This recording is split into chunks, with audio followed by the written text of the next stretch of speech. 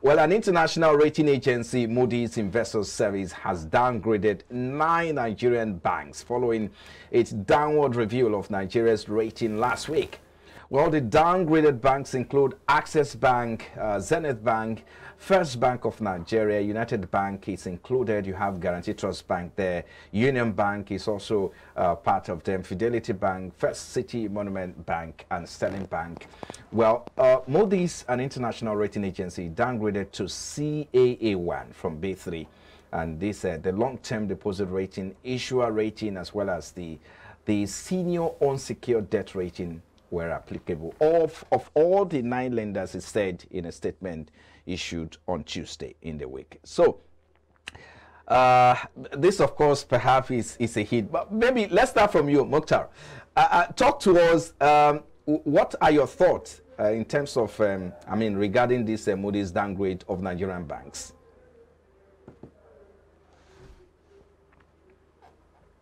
Are you there? Hello, Mukhtar. Well, maybe we should come back to the studio. Okay. I can hear. Okay, go ahead. Go ahead, please. I don't know if you heard when I saw it, I was worried. I went through it, and but the good thing is that they say the long-term prospect is stable. Yes. So they are looking at the short-term, and if you look at that report, it's not that the banks are not doing well, but it's situation, especially with high indebtedness of the country to foreign borrowers. That's what was really used against the bank. It's not that those banks are not going to be able to meet up legitimate demands from their customers and others. But what I always tell people is that how much of this rating has really helped investors or have really helped the companies to do better when they ought to do better. So for me, the good thing, like I said, is looking at the future. And moreover, this was done via the economic data of this government, especially in the fact that there's still subsidy regime, in the fact that the government has borrowed so much. So they are using that also to look at the bank and saying that if the government has done this, then we need to downgrade the banks. But I think the one that gives me joy is that the long-term prospect of the bank will make to stable. And even the federal government, also the long-term prospect was said to be stable. Okay. So investors that are investing should not be investing for the short term. If by chance this report gets to the market and investors begin to dump these shares, then it's a good time for discerning investors to begin to pick the shares. But unfortunately, we've not seen the dumping of the shares like we expect, because most of investors, all this rating has not really have a negative impact on some equities because of their previous history, and knowing fully well that these people will still continue with the same history this year. So Ambrose, let me come to you. Like Mukhtar said, he is saying that so far he has not seen the dumping of the stock by investors. But the question is, do you think this will affect the confidence of investors, especially the listed banks on the exchange? So let's hear you. Yeah, actually, I don't see it affecting them, as you just asked. I don't see it affecting them. Or to start with, before the recent downgrade of the bank, we already in investigator expecting this. Why? Because when the sovereign is already downgraded, anything inside that sovereign will also get a hit. And one thing you should look at, the banking sector has been the engine of any economy. And we know that in Nigeria, with the policy was of since May, the banks are the one benefiting from it. And also, the downgrade is coming after their financial year ended 2022, meaning that what they are downgrading will not affect the full year performance of this bank for 2022.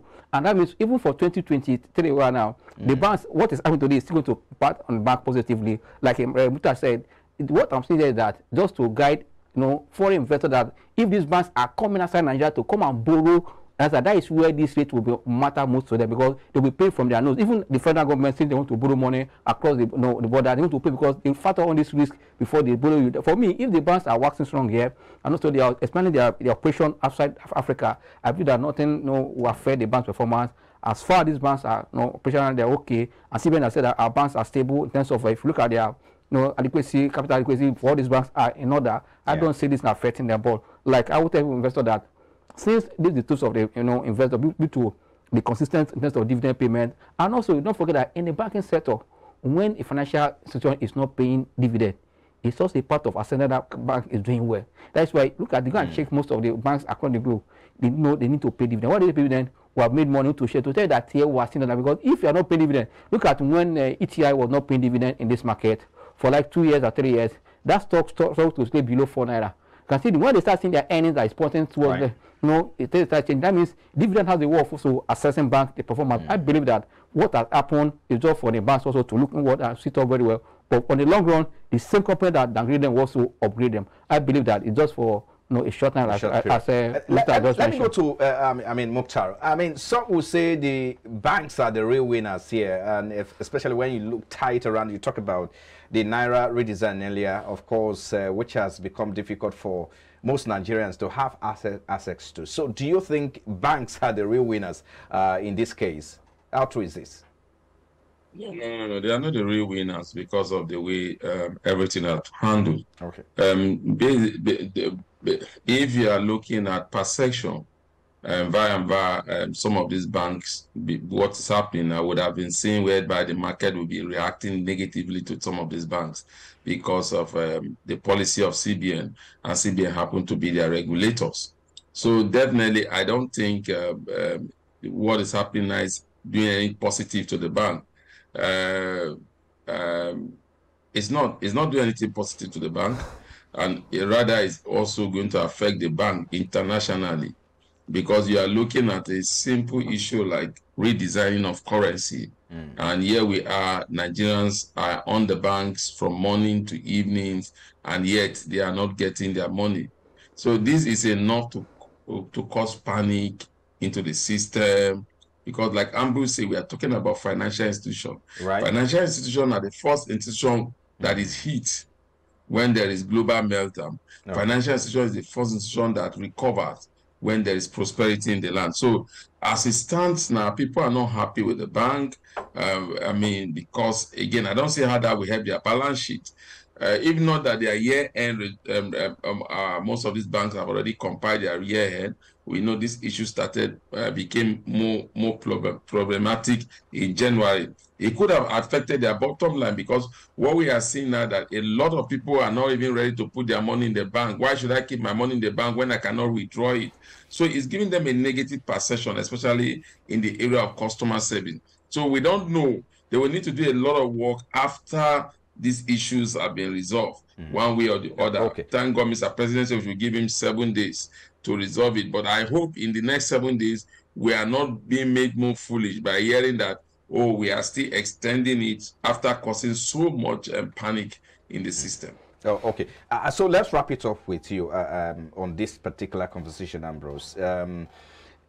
When, of course, that question is stemmed from the fact that the volume of transactions by way of online transactions using USSD codes and all of that, the volume must have risen, and because sometimes the network even jams. So the question is, how do you think the banks can address or approach this? Even though some people have cited, sabotage within the system, some have accused bank managers and all of that. And with regards to Moody'S downgrading of the banks, well, Mukhtar said perhaps it might affect them internationally, but not locally. So what are the things that they should begin to look at with regards to Naira redesign, the cash withdrawal, the cost of transactions, especially the listed companies on the stock exchange, quickly before we move? Actually, if you just look back when we had the so-called COVID-19, these banks were locked. Their gate was locked, but this bank posted a good number within that period because of what you just mentioned, the online transaction. These banks are transaction. They moved to that as a business platform. Also, that is what is happening now to speak.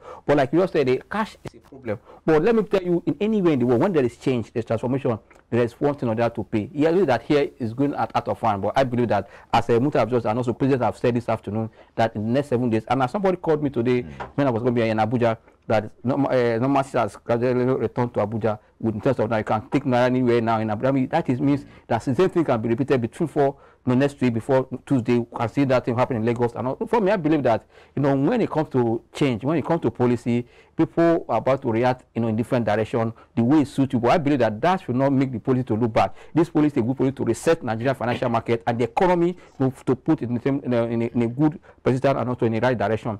But like you just said, I believe that what CBN should do now is to commission the bank's MD to make sure that every bank should be, over the counter. It's a mandate. Yes. Just hit up that every MD, any report from your bank that this is not happening. I think the problem started from when they said no payment over the counter. I think that's when the problem started. Well, I think that they said it yesterday. They should start today. But I believe that it will be sorted out. Well, the way people are taking that. Yes, we know that you need money. But I tell you, when there was COVID-19, people staying there, even not looking for that money. Now that the money will still come and you spend it for me. It's just a matter of time. This one will just. But I know that human being, most of us can endure, can know, but others can go. But this for me, when there's change, they are bound to solve it. But I think that the CBN and his team and the federal government should just sit down and do more between now, especially the next 7 days. Let normalcy come, because this also will bring a change in the system, and that change will be good for everyone on the long run.